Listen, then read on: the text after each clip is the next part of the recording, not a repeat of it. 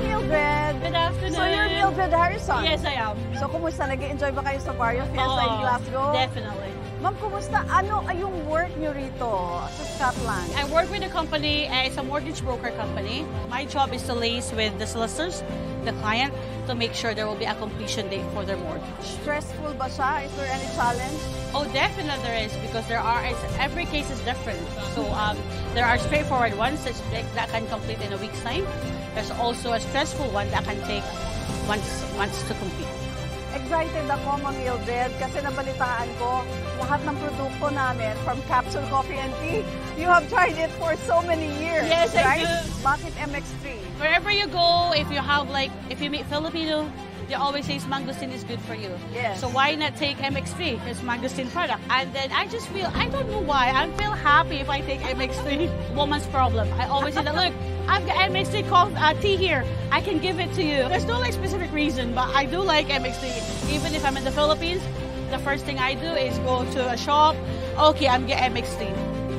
MX3, dito ako bilhin.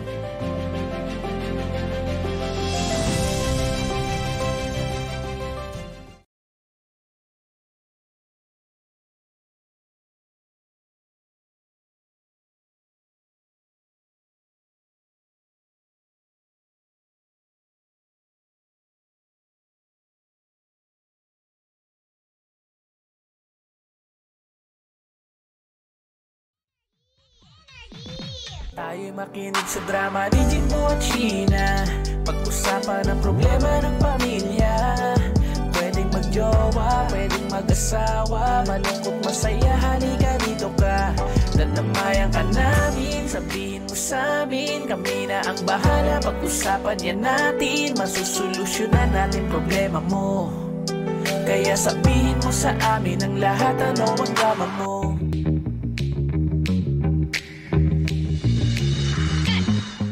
Same pero iba! We are number 106.7 Energy FM. Panggabog sabing radyo, sabihin mo! Yes! Hello sa mga pangga natin. Kamusta naman ang lahat? Kamusta ang inyong throwback on Thursday ngayon? Throwbackan, I love the word. Ay, grabe, no? Marami mga pangga pa rin natin na mga nagpo-post ng kanilang mga pictures na talaga namang wala na talaga tayong magagawa kundi tanggapin ang katotohanan. Tanggapin mo lang na. Wala na. Iba na ang itsura natin ngayon. Iba na ang panahon yun. Pero at least, di ba, healthy tayo. Yung mga lumobo, di ba? Okay nga yun masarap kumain eh. Diba? Alam mo, dati yan yung problema ko. Sabi ko, parang sobrang payat ko. O at least kahit pa paano tayo ngayon, meron na tayong laman. Lumulobo tayong konti. Oo, wag lang sobra. Kasi pag sumobra, naku, alam mo naman partner, di ba, pag natapos ng taon, di ba, next year, January, magkakaroon na naman tayo ng check-up na naman. Medical ayan na yun naman. Sana naman hindi na mataas yung uric ko, di ba? Ano mo, isa rin yung iniisip ko na sana, plano ko itong December na ayoko mo nang kumain. Plano mo lang. Kaso ang hirap eh. Kasi, alam mo yun, yung December na yan, o November pa lang partner nandiyan na yung mga reunion, nandiyan na yung mga get-together ng mga tropa natin. Tapos, syempre, Pasko. Mahirap tumanggi, partner. Diba? Sobra. Yung mga regalo natin natatanggap, di ba? Yan, tsokolate. Tsokolate. Tapos, syempre, yung mga pauwi pa, galing Christmas party. At hindi lang yung partner, pauwi galing ibang bansa dito sa Pilipinas. Yung mga kamag-anak natin na magbibigay ng tsokolate, na maraming pagkain. Grabe, laging may labas yan. Magtitreat sa inyo. Tsara-tsara. Tsara-tsara. Ay, tsara-tsara. Ay, nako. Pero ito, ang drama natin ngayon, partner, ha? Since throwback ngayon, eto may nagdadrama kasi di ba naumusong reunion, partner, ha? Eto, malupit nito. Yung tropa na to, galing probinsya to, ha? Siyempre, may kababata to. Lumipat na eh. Dati taga Manila lang siya. Ngayon, meron reunion. So, parang useless daw yung pagpunta niya. Bakit naman? Nagdadrama. Kasi nga, hindi na tulad dati kasi ngayon daw, naginuman sila, parang halos lahat na naka-cellphone. So parang yung kamustahan nawawala na sa tropa. Di ba kumpara doon noon na syempre may biruan, di ba may mga alas may kantsawan pa. O pare, labas na. Parang ano lang parang alam mo yun, sana lang nag-online inuman na lang sila. Oo nga. Umuwi. Pero sana naman yung effort niya na pumunta pa dito sa Manila, galing probinsya yan, taga Bicol to, partner. Ang layo ha. Lumuwas pa dito, para syempre alam mo pag mga reunion kasi minsan lang sa isang taon niya magkita-kita. So yun nga, parang na-dismount nadismaya siya na parang, ano ba to? Parang wala nangyayari sa atin. Parang nakita-kita ba tayo o magsa-cellphone na lang? So parang wala rin kwenta. So 'di ba parang ang pangit nga naman kasi talaga. Mo naman talaga noong araw daw na halos sila hanggang umaga walang kwentuhan, cellphone. hagalpakan. Pero totoo naman, ako guilty ako diyan eh. Ikaw ba, partner, guilty ka ba sa mga ganyan? Ako guilty ako kasi kunwari mahilig ako kumuha yung pang reels. Ganyan. Pero for a while lang, kumaga pag sa pagkain. Normal naman 'yun, yung okay picture. Pero during conversation hindi. Kasi nag-inuman daw hanggang wala rin parang hindi nagtagal, umuwi na rin siya. At saka partner, ano yun, etiquette yun di ba? So kung kunwari kapag merong kang kausap or merong event, matik dapat ilapag ninyo yung cellphone. Tsaka kamusta? Sana nga yun ang maging yung maging rule ng mga mag-reunion ngayon o magkikita-kita, di ba? Maging sa family na pag matik yun dapat. Mga kamag-anak may reunion kayo. Dapat may rules na, teka mag-picture na kayo. After niyan, may mga pag-games tayo, ipatayin nyo muna yung cellphone ninyo. Correct. Wala munang para may istorbo. Dapat talaga. Dapat may ganun, no? Ano yun sign of respect yun, partner. Para sa akin, Kasi dati, kung makikita mo, kung gaano kasaya, yung mga tropa na, di ba, kita-kita, di ba, walang hawak na cellphone. Correct. Na may kukumpara mo talaga na mas okay pa talaga dati. Totoo. Na ngayon, di ba, parang wala naman nangyayari. Totoo. I'm so sorry, pero 100% agree ako. Ako noon talaga iba sobra. Ang impluwensya ng cellphone, sa totoo lang. Kasi mas marami na pag-uusapan. Ito pang malupit nito, partner. Yung napag-uusapan nyo talaga yung mga pinagdaanan nyo, mga loko nyo dati. Yes! Tapos ngayon, ang nangyayari, nagkakaroon ng interruption na parang napag-uusapan nyo yung mga trending sa social media. Correct. Na parang hindi na napupunta doon sa usapan yung banding, di ba? Totoo yan. Alam mo, naniniwala ako na ang cellphone ay ilalapit ka sa maraming kasalanan. Wala na Alam mo yun, madalas pa dyan, imbis na magkwentuhan kayo, meron kayong sariling GC na doon yung pag-uusapan yung, eto, diba? Alam mo ba? Wala nang malaking temptation talaga ang cellphone. Sobra. Parang pag nakita lang kayo, di ba, total, may sinasabi kang GC, mga ganyan-ganyan. Pag nakita kayo, parang wala na. Kasi napag-usapan nyo na, napag-chikahan nyo na yun. Totoo. Tsaka time to time, nakita tayo naka-cellphone. Nakikita natin kung ano yung mga updates sa mga tropa natin. Totoo. Alam mo yun, nawawala yung connection natin. Di ba? Alam mo yung, mararamdaman mo yun na ang layo na natin. Correct. Sige, sabihin natin online, super close tayo. Pero kapag personal, hindi mo mararamdaman. Alam mo yung walang warmth. Ang cold ng samahan ng mga tao ngayon dahil sa cellphone. Kaya nararamdaman ko, alam mo, sa totoo lang parang yung reunion na nakikita ko ngayon, parang wala na rin wala na. Hindi na masaya. Hindi na masaya. Kasi parang lagi lang may cellphone. Alam ba, may magmumukmuk doon na sa kamag-anak ninyo. Tapos ikaw, nagpapakasaya ka o may pag-games kayo, parang, uy, alin kayo dito. Parang nagkakayamutan na, yayain mo naman yan, lagi na sa isang sulok, puro cellphone. Iba, ano pag ginagawa? Nag-scatter. Diba? Pwede naman yan pag ikaw solo mo na. Pero pag ano ba pinuntahan mo? Pag may kasama ka, ako ang rule ko sa buhay, kapag meron akong kasama, kahit dalawa lang kami, walang cellphone. Sana. Hanggat maaari. Ikaw sinabihan mo ako Sina, di ba? Parang ikaw nagpa-practice ka na, gusto mo. Kahit tayo dapat pina-practice din natin sarili natin. Diba? Pag weekend. Ayan. Ano muna natin yung cellphone muna natin. Airplane mode muna natin yan. Ako naka-airplane mode. Kaya hindi kita kaya replay mo sa imante. Well, kung merong halimbawa ganun ang nangyari, maiintindihan mo na teka, kasi syempre weekend naman, nakakaya naman na istorboin yung katrabaho ko na ganito. Kahit sabihin natin mag-reply ng Monday yan, okay lang kasi tanggap mo. Kasi may ibang ginagawa yan eh. Correct. Kaya ako nasanay na ako, alam mo partner, naka-DND, yung do not disturb mode, ang cellphone ko. Kasi wala akong nagagawa kapag nakatutok sa cellphone. Eto naman, tatanungin naman, may magre-reply naman o magtatanong, paano naman pag may emergency, hindi ka makontak? Hindi, ito gagawin ko. Meron akong solusyon dyan. Di ibibigay ko, alam niyo naman yung mga contact number ng magulang ko, ganyan-ganyan, kapag may mga emergency, doon kayo rumekta. Correct! Diba? Tsaka ko, imposibleng hindi mo ako ma-reach kung may emergency. Or tumawag ka. Mag-text partner. Mababasa naman correct. Yun eh. Diba? Ayan pa isa sa ayoko. Yung nagchat-chat ng pangalan lang. Kunwari, ate. Ano ba? Sheena. Ara, Sheena. Yung parang, kompletuhin mo kasi hindi kita sasagutin. Tama. Kasi iba iisipin natin. Una, ano papasok sa utak mo pag may ganyan? Utang. Yan, totoo yan. O kaya, pangalawa, iisipin ko rin, ano ba ang pangalawa? Makikitulog. Kamag-anak, alam mo, Jimbo, kamag-anak mo yung nag-message. Kaya ayoko na. Kasi ilang beses na partner natinawag lang ako sa pangalan. Pagsagot ko, ano po yun? Ano yun? Wala dapat. Kakapalang ko na ganito yung mukha ko. Baka may extra ka dyan. Kaso ang pangit yung partner, hindi naiintindihan ng mga ibang tao na parang ang sama mo pa. Alam mo, diba? tapos na ako sa irang ganyan. Kasi ibang isipin, di ba? Sabihin, ano ba yan? Hindi mo na sumagot. Hindi mo na sumagot, siguro. Hindi, wala ka ring etiquette. Dapat ang proper way na pag-message sa isang tao, nandun na yung body ng message mo, hindi yung pangalan lang. Paisa-isa. Tsaka isipin din nila, weekend pala, may family yan. Correct. Siyempre, may ilabas. Hindi, kung sa mga kasamaan sa trabaho, di ba dapat alam nila? Oo, tapos, dapat buo. Pag sa kamag-anak, kung kamag-anak man yan, may intindihan din. Siyempre, ano pala, Sabado, Linggo. Ang kaya ko lang tanggapin na ganyan, yung immediate family ko. Kasi sila, alam ko naman yung mga ganap niyan. Hindi, tsaka sila naman kadalas kasama mo Oo, at sila lang din yung kachat ko. Sila naman. Di ba? So, yun din nakakaano lang din, partner, no? Diba? Sa reunion, lalo na ngayon, ha?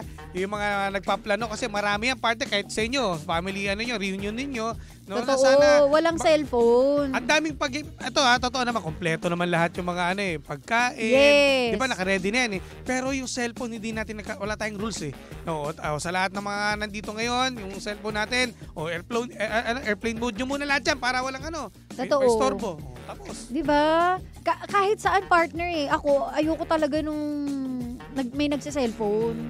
Huwag kang mag-cellphone, parang nababastos ako Kahit lalo pag may okasyon, napaka-special na okasyon natin. Diba? Kunwari anniversary yan, birthday mo. Birthday! Kasi mga kasama mo lahat nagse-cellphone. Di nag-cellphone na lang sana kayo. Kaya ako nagpa-practice na ako Sinasabi ko na sa tropa ko, alam ba, pag nakita-kita kami, weekend na naman, yung mga gagala na naman dyan, may mga gimmick na naman. Pagdating nyo pa lang kompleto kayo, wala tayo, cellphone natin, airplane mode muna natin Pag may nag-cellphone dyan, huwag na natin tuloy ito. Ganun, di ba? Halimbawa, nanonood kayo ng movie. Manonood ka, tapos naka-cellphone ka. Ano bang sense? Totoo yan, totoo. Kaya, practicein na natin. So, hindi lang para sa amin to, para do sa pangga natin may drama ngayon. Yes. Para sa lahat. Para sa lahat. Sa lahat to. In general lang para magkaroon. At balitaan natin. Kakabalitaan naman tayo next year. Kung talagang naging successful ba yung ating Sana naman, di ba? Ang cellphone tool lang yan para sa communication. Huwag nyo pong gawing buhay ang cellphone. Kasama na yan Bawat paghinga mo, meron kang type Tingnan natin yung komento ng mga pagkain natin, partner. Ayan. Ang sabi rito, paki-shut up po ako. Si regular customer. Si Esmond, hello. Ito sabi nito. Kaya kung mag-reunion sila, dapat walang cellphone para masaya ang bonding. Tama naman. Yes. Then, yung cellphone po talaga hindi natin maalis sa ating katawan yan Pero dapat yan, natin. Itago natin. Basta huwag nyo buksan yung cellphone ninyo kapag may ganap. Eto, tama to sabi ni Sabi ni... Teka, nawala. Teka lang. Parang nawawala daw yung spirit of bonding. Ayan, exactly. Diba? Nawawala na ngayon. Tama ka doon Wala na. Kaya ako kunwari, uuwi ako sa bahay, pag sa kila Mamit Daddy, diretso bungang ako, kwento kagad. Dapat. Ay, alam nyo ba? Pero sa inyo partner ka, ang bilis Pero, partner, para sa cellphone. Pero napapractice nyo na sa inyo yan. Oo naman. Si Tito, hindi nagsa-cellphone. Talagang hindi talaga. Mga kapatid mo? Wala? Mga kapatid ko hindi. Pwede, pero yung mga pamangkin, normal, medyo yung mga mahirap. cheating, normal lang Pero yung mga yung mga ay kami magkakapatid hindi. Yan. Talagang mati kapag manonood, walang cellphone. Yan, period. Dapat yan. Eto pa. Dapat pag inuman, may magmaoy. Para mag-tip kaka-cellphone.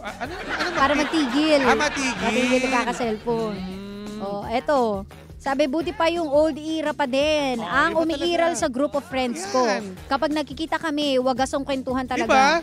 Totoo. Alam mo, nakakamiss dyan, partner, yung pag nag-reunion, yung halakhak na walang katapusan. Correct. Yung talagang, pure na na-miss mo yung isa't isa. Yes. Na-miss mo Eto, partner, kami sa family namin, gumagawa kami ng games or pagkukwentuhan para ma-lessen yung CP. Well, may iba po rin talagang pasaway, promise. Pero mas maganda talaga itago ang cellphone, ganyan, para mas enjoy talaga yung reunion. Buti na lang yung old era. Ito, nabasa mo to, no? Yes. Tama yan. Sabi natin, Jasmine. Sabi rito, dapat focus ka kung ano man ang ganap. Tama naman. Si Baby Rodriguez. Ito, dapat hiwalay ang usapan ng tropa sa issue doon sa social media. Kaso pero ang hirap din po kasi pag halimbawa may impluwensya na ng alak yung partner, talaga papasok at susunod yan. Di ba? Ito, partner, bukod pa ito partner na nalalapit na eleksyon. O pag-uusapan nyo na naman, pare, sino na maboto mong mayor ngayon? Tapos mag-aaway sila. Ayan, di ba? Ay, imbis na yung pag-usapan nyo yung mga kalukuhan nyo dati. Mas masaya pa dati. Sabi ni Felmar, kapag may inuman ng baggage counter na may baggage counter na doon iiwan ng cellphone tapos bibigyan ng number para doon babalikan kapag uwian na. Tama, pwede naman yan. Kaya sa mga yung madalas pwestuhan ng mga tropa, halimbawa sa isang bahay ng tropa niyo, doon gaganapin, dapat siya may rules siya na dito niyo lagay yung cellphone niyo para lahat wala dito para ma-enjoy natin lahat. Correct. Alam mo ba, umabot na ako sa punto na bibili ako yung parang kulungan ng cellphone para sa mga pamangking ko.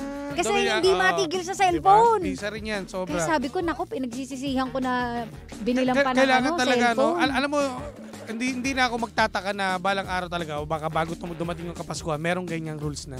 Ako naniniwala ako na kada reunion o Christmas party ng pamilya, ako na kahit ng sino, meron na dapat. Oo, kasi pag nagsa-cellphone, ang solusyon ko dyan, sige, silent treatment. Ayan, yun na. Hindi na lang ako magsasalita, di mag-cellphone ka na lang. Kaya yung mga chikiting na nakikinig sa atin, dapat yung cellphone niya talaga ninyo, ilapag nyo yan. Alam nyo bakit? Kapag namasko kayo, cellphone kayo, di ka mabibigyan ng pamasko na ninang Tama. Ako. Tsaka kapag tapos ang trabaho, patayin ng cellphone. Ang layo ng topic na sabi? DJ. Dax kaya si DJ Toby. Aba, ewan ko. Hindi ko rin alam. Ayaw mo, chill. Sisilipin ko. Mamaya, pag nag-CR sila. Ito, partner, meron dong sa work daw, pag lunchtime, naka-cellphone. Imbis na magpahinga, naka-cellphone habang kumakain. Yan. Diba? Ganyan naman lahat. Pag magsi-CR, naka-cellphone. Paglabas sa CR, naka-cellphone. Bago matulog, cellphone. Pagkagising, cellphone. Ang pangit isipin, na tayo talaga, tayo mga Pinoy, kahit nasa CR tayo, dala-dala natin yan. Totoo. Kahit saan tayo pumunta, naliligo, dala-dala natin yan. Ako, guilty rin ako pero dapat talaga maano tayo, iwasan natin. Kasi kapag nahulog naman yan, dagdag gastos na naman. Sana nga wala na lang cellphone. Dapat. Sana, ewan ko. Ang hirap, Kaya natin kontrolin yan. Masyado lang tayong na-addict sa mga pinapanood natin. Wala na, nakatali na tayo sa cellphone. Ay nako. Meron pa nga sinasabi na na pampalipas oras na nga lang natin to para bumilis yung oras Parang mo yun, yung pangpalibang. Kung wala kang kasama, pwede. Kung mag-isa ka lang, sige, mag-cellphone ka. Di parang kakagano mo, tapos na pala yung reunion nyo. Diba? Uwi na kayo. Wala. Di sana, hindi ka nalang nag-exist. Kung sa, nag-exist talaga. Mas maganda, hindi ka nalang umatin. Diba? Di ba? Kung pagbibigyan, kung meron akong kapangyarihan niya partner, ibabalik yung lahat yung mga yung touchpad na lang. Touchpad ba tawag doon? Yung keypad na lang. Lahat. Ganon sana. Ganon mangyari. Para hindi, wala na chismis yan. Hindi tutok yung mga tao. Puro cellphone. Yan, nagda-drive, nagsa-cellphone, sabi ni John Morales. Lahat. Totoo. Yun din. Diba? Kahit sabihin natin napaka-professional niya mag-drive, kung ang aksidente, hindi natin alam kung kailan darating yan. Alam mo, totoo yun. Gusto ko sana di-keypad na lang. Nung di-keypad, lahat ng tao nag-uusap pa. Oo. Kasi mahirap ka talaga makipag-chismis. Correct. Tsaka wala kang ibang gagawin dyan. Tsaka hindi ka pa makapag-browse niya. Kasi nga, lang talaga. Ngayon, easy access na lahat, partner. Tapos yung data natin, napakabilis na. Mabilis na ba? Totoo. Kaya ngayon, iba-iba ang cellphone, nagiging tool yan for, kasalanan, pakikipag-cheating. Yun na lang, ang natin, sa akin, kung magkakaroon ng pagkakataon, keypad na lang. Keypad na lang. Ako, tatanggapin ko. Kasi, tingnan mo, ako mas gusto ko yung laking pagbabago sa buhay ng bawat tao yan, na maninibago ka na, yung time mo sa pamilya mo, mandyan na. Ayan. Yung ipamamalay. Makikipagkwentuhan ka na sa asawa mo. Lahat. Kahit sa mga kapitbahay nyo. Ngayon, wala na Diba? So, nawawala na tayo ng time. Dati, nagkukwentuhan ba kayo, kamusta araw mo? Ganyan. Ngayon, taka. Wala na. Yung mga chismis yan, na rin true chat na rin Diba? Sabi nga, scene phone daw, hindi na cellphone, scene phone. Scene phone. Nandun na lahat. Ay, naku.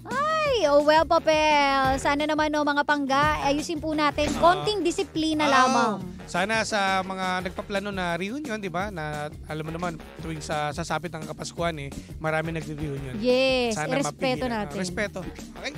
Hi! At huwag nyo akong i-chat ng ano lang, Sheena lang, Jimbo. Buti na lang si Jimbo pag nag-chat. Sheena. Kompleto na ako Ay, best pala yan. Best. Best. Tapos sagot na Monday na. Oo. Naintindihan ko naman eh. Kaya nangyari, pag Monday na kagad, dalawa na kagad ang explanation nito. Kung ano yung nandun sa chat, hindi sasabihin niya sa akin personal. At least nag-reply. Diba? At least nag-reply. Yun ang ano doon. Kala mo naman. Okay. Siya. Dahil dyan, panibagong drama na naman ang hindi natin nasolusyonan, pero ating napag-usapan. Kaya masasabi ng Jim si Janay, anong drama mo? Tutok lang mga pangga at mag-updatean tayo sa Facebook. Sa akin po yung Sheena1067. At sa akin po DJ Jimbo. At nakasama't nakapiling po ninyo ang nag-iisang pabebot na si Sheena. At ang inyong Jimbolicious DJ na si Jimbo. Dito lang yan sa programang Anong Drama Mo? Na same pero iba! We are number 106.7 Energy FM. Pangga kung sabihin ng radyo, sabihin mo! Energy! Here is Panggas